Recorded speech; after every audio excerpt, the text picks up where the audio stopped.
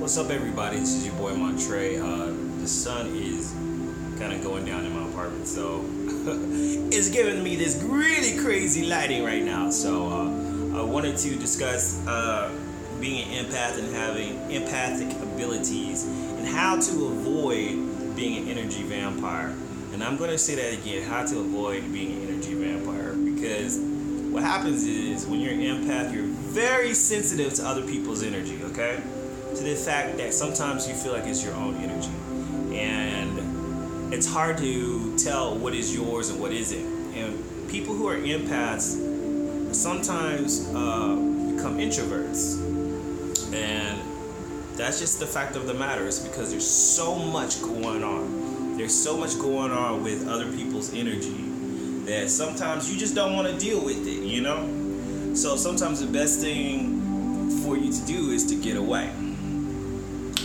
And a lot of times people who are empaths, we tend to take that time and we isolate ourselves inside our homes and stuff for long periods of times, because it's sometimes better to deal with your own energy than to deal with other people's. Now this is good and bad. And I'm going to tell you why. Because if you're an empath and you spend way too much time alone, you are starving yourselves of human affection. You are starving yourself of human energy, because everybody needs human energy. Everybody needs to feel close to somebody, to hug somebody, to love somebody, okay?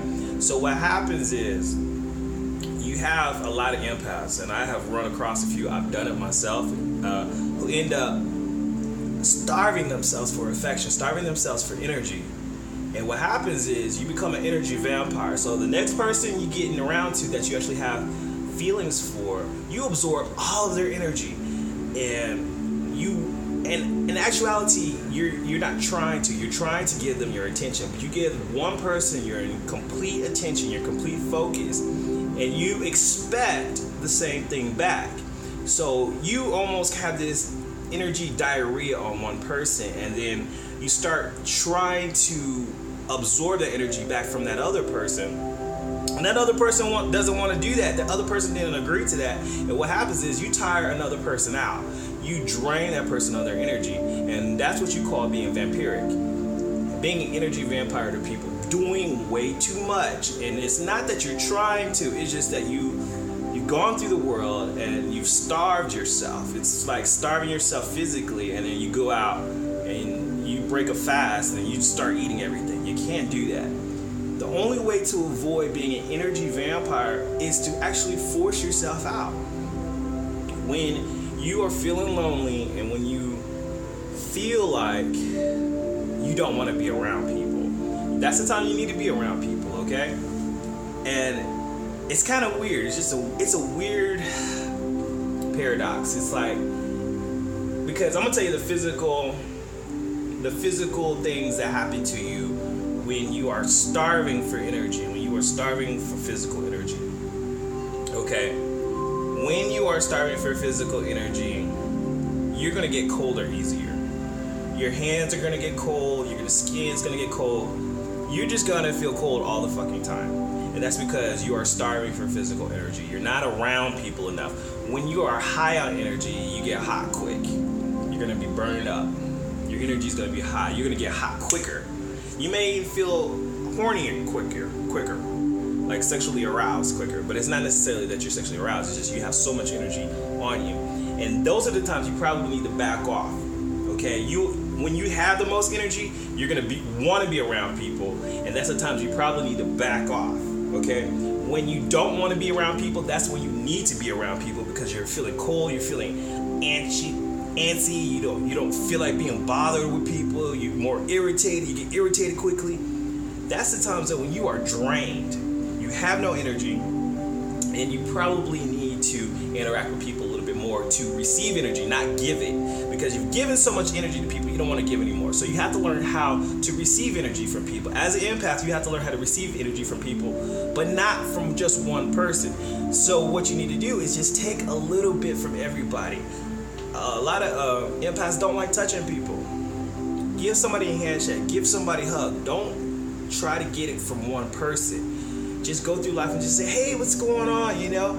And be more, it's kind of just more touchy-feely when you don't feel like like it. And when you do that, if you just like, get a little closer to people and just like, give them a hug or a light touch, or excuse me, find yourself in a crowded room and just go straight through the room, and you'll touch everybody then. And those are the times you don't feel like being touched, but actually you need that energy. You need that energy from other people. Talk to people. Force yourself to talk to people. Going around lakes and ponds and rivers also rejuvenates your energy, because water is very receptive. So if you don't have energy, you're feeling that way. You're feeling a little down. You're feeling like you don't want to be around people. You're feeling drained, and there are no people around. Then bodies of water are receptive to energy, and that's a very simple way of recharging yourself without using other people. But what I want to keep you from doing is using one person for the sole fact, somebody that you really care about, and draining that person of all their energy, and then they don't like you anymore. So anyways, those are just my little tips on how not to be an energy vampire. You're still absorbing energy. Everybody absorbs energy from people. You just don't want to destroy one person and trying to get all your energy from one person, okay? So just be careful. Being empath is very powerful, and sometimes you have to control your energy flow. You have to control how much energy you're receiving and how much energy you are putting out. And it's just how it is. That's just how it is. If you still do not know how to control the flow of energy, control the energy that you're bringing in, and control the energy that you're putting out, then you need to meditate more. You need to actually kind of feel what your body is doing during these changes. Like I said, take the time. When you feel your body is getting cold, that's a physical sign of something energetically going on. Or you feel why am I so high?